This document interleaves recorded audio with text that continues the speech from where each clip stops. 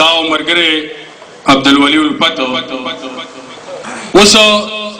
د پروګرام په دې مرحله کې زه خپل خوږ او ګران ملګري محمد قریش ته خواست کوم چې د پښتو ادبي او کلتوري تړون متحده عرب اماراتو له طرفه د یوې د ټولو پښتنو له طرفه زمونږ او ستاسو د ټولو ملګرو له طرفه اکبر سیال صاحب ته یو ایوارډ ورکوي د هغه د ادبي کلتوري او د پښتون قومي تحریک په والا د هغه چې کوم خدمات دي خو د هغې نه وړاندې زه ملګرو تاسو ټولو ته خواست کوم چې کله هغه د ایوارډ اخیستو لپاره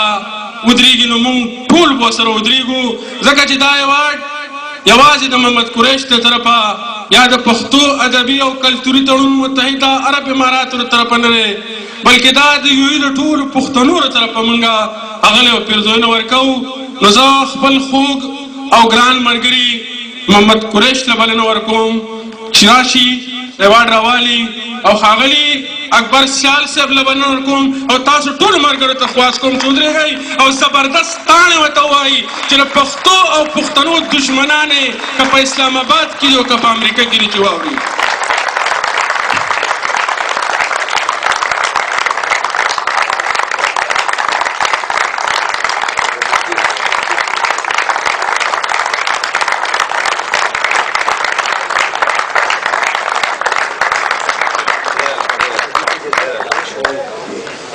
ملګرو د پروګرام په دې مرحله کې د سیال صاحب یو غزلنما نظم دی نظم غزل دی هغه زه وایم خو تاسو ټول به راسره وایئ چې خدای خیر خدای خیر خدای خیر لاس په برکو دار دی وطن یو دوا ده په وطن خړ سیلاب راغلی خلاص نه وررسو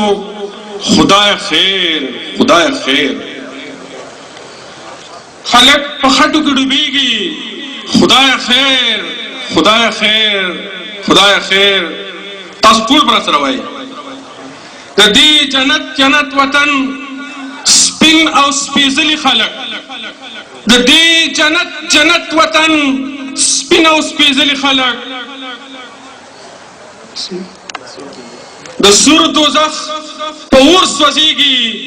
خدای خیر خدای خیر د دنیا ټول ښکاریان راغلي دي ټوپک په لاس د دنیا ټول ښکاریان راغلي دي ټوپکو په لاس د پښتنو نسل ختمیږي خدای خیر خدای خیر سیالا دستالی ونای تند عجیبه تندرا سیالا دستالی ونای تند عجیبه تندرا بیا د لمبو په سین غړېږي خدای خیر خدای خیر زمکه ټالی وهیړه کېږي زمکه ټالی وهیړه کېږي خدای خیر خدای خیر د وطن ټول غرونه ړکېږي خدای خیر خدای خیر او ته د اسمان په چت ولاړې تماشه یې کوې ته د اسمان په چت ولاړې تماشه یې کوې زمونږ په سر ګولی ورېږي خدای خیر خدای خیر د مرګ ګلی کلي په کلي او په چم پرېوته د مرګ ګلی کلي په کلي چم په چم پرېوته په تورو شپو کډې بارېږي خدای خیر خدای خیر بیا تکې تورې بلا شپې داړې راویستلې بیا تکې تورې بلا شپې داړې راویستلې ستوري سپوږمۍ رپیږي خدای خیر خدای خیر په غم کې غم په جنازه کې جنازه جوړه شي په غم کې غم په جنازه کې جنازه جوړه شي د بم د پاسه بم ډزېږي خدای خیر خدای خیر ډیر مننه ستاسو